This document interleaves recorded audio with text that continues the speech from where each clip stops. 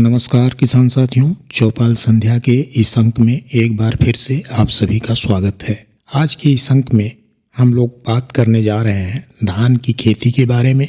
इस अंक में हम लोग चर्चा करेंगे कम दिनों में तैयार होने वाली उन्नत किस्में और नर्सरी की तैयारी के बारे में। किसान साथियों, यदि धान की खेती करके आप उच्च गुणवत्ता के साथ बेहतर उपज पाना चाहते हैं तो सही बीज के उन्नत किस्मों का चयन करना नितांत आवश्यक होगा। वैसे धान की कई किस्में हैं जो उच्च उपज देने के लिए जानी जाती हैं, फिर भी इनमें से हम उन्हीं किस्मों का चयन करेंगे जो हमारी मिट्टी की बनावट, पानी की उपलब्धता एवं जलवायु की दृष्टिकोण से उपयुक्त हों। तभी हम तय मानक के अनुसार गुणवत्तापूर्ण उपज प्राप्त कर सकते हैं।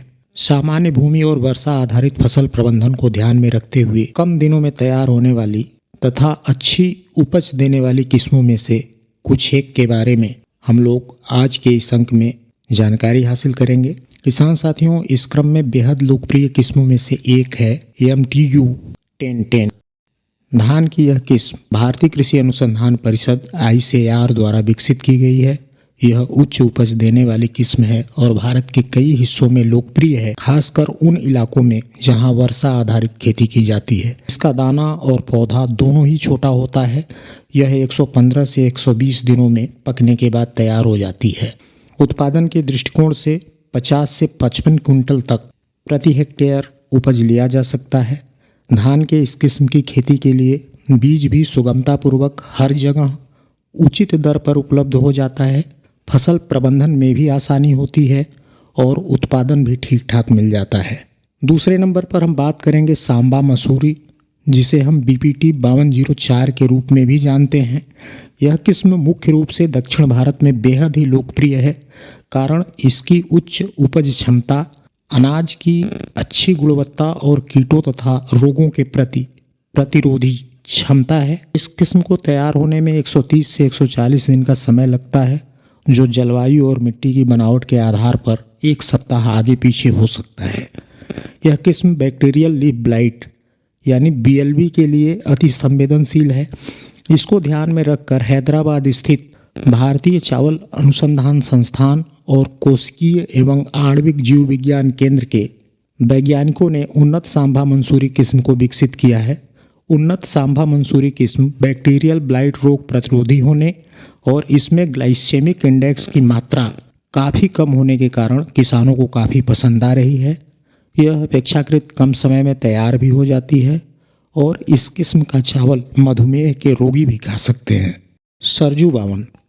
नरेंद्र देव कृषि विश्वविद्यालय की स्थापना के शुरुआती दौर में मसौदा स्थित धान अनुसंधान केंद्र पर वैज्ञानिक DM मौर्य ने सरयू 52 को विकसित किया, जिसे आगे चलकर अनेक देशों में लोकप्रियता मिली, या यूं कहें कि इस किस्म को वैश्विक पहचान मिली तो शायद अतिशयोक्ति नहीं होगी।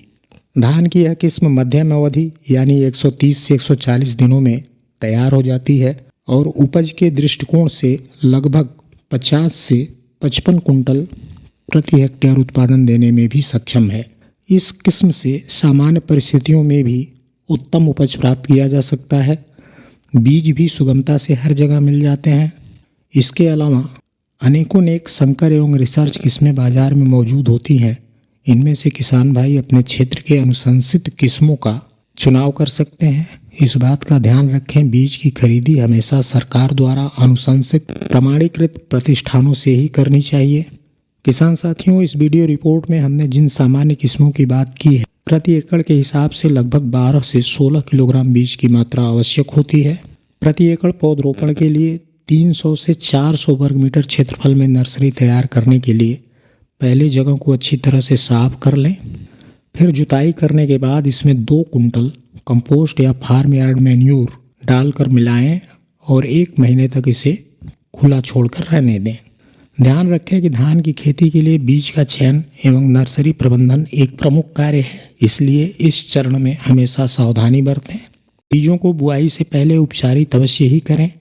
इसके लिए रासायनिक और जैविक दोनों तरीकों से बीजों को उपचारित कर सकते हैं।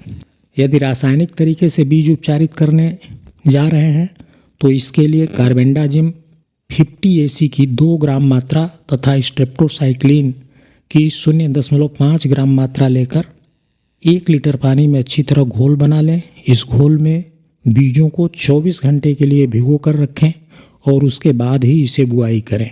यदि जैविक विधि से बीजोपचार करना चाह रहे हैं तो इसके लिए स्यूडोमोनास फ्लोरोसेंस की 10 ग्राम मात्रा लेकर 1 लीटर पानी में घोल बना लें। इस घोल में प्रति किलोग्राम बीज की मात्रा लेकर रात भर भिगो कर रखें और सुबह इसे बुआई कर दें। किसान साथियों, धान की खेती में बीजोपचार करने से फफूंद जनित रोग जैसे blast, brown spot, root rot, bacterial leaf blight, इनके प्रकोप से हम अपनी फसल को आसानी से बचा सकते हैं। अच्छा उत्पादन प्राप्त करने के लिए धान की नर्सरी सही समय पर लगाना चाहिए। इससे समय पर धान की रोपाई की जा सकती है। सामान्यतः हाइब्रिड किस्मों के लिए नर्सरी मई के दूसरे सप्ताह से 30 जून तक लगाएं। मध्यम अवधि वाली किस्मों के लिए मई के दूसरे सप्ताह से 15 जून तक का समय उपयुक्त होता है। खेत की मिट्टी को 2-3 जुताई करके भुरभुरा बना लें। इसके बाद इसमें बुआई से पहले 100 वर्ग मीटर क्षेत्रफल में 1 kilogram nitrogen, 0.4 kilogram phosphorus, 0.5 kilogram potash डालकर अच्छी तरह से मिलाने के बाद ही बीजों की बुआई सुनिश्चित करें।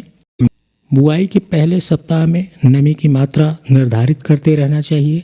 1 सप्ताह बाद अंकुरित पौध 2 सेंटीमीटर लंबे हो जाएं तो इस समय प्रति 100 वर्ग मीटर क्षेत्रफल में 0.3 से 0.6 किलोग्राम नाइट्रोजन से टॉप ड्रेसिंग करना सुनिश्चित करें।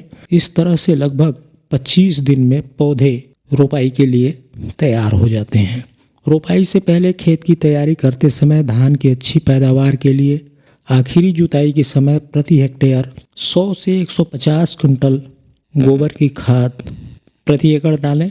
आवश्यक पोषक तत्वों की पूर्ति के लिए प्रति hectare 120 kilogram nitrogen, 60 kilogram phosphorus तथा 60 किलोग्राम पोटाश देना सुनिश्चित करें।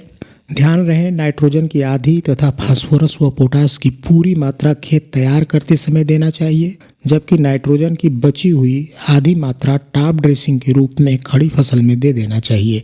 ऐसे ही कुछ एक तय मानकों का अनुसरण करके हम गुणवत्तापूर्ण उपज प्राप्त कर सकते हैं। इस अंक में बस इतना ही। फिर मिलेंगे अगले अंकों के साथ। आप सभी के लिए शुभेच्छा। धन्यवाद। जय हिंद, जय भारत।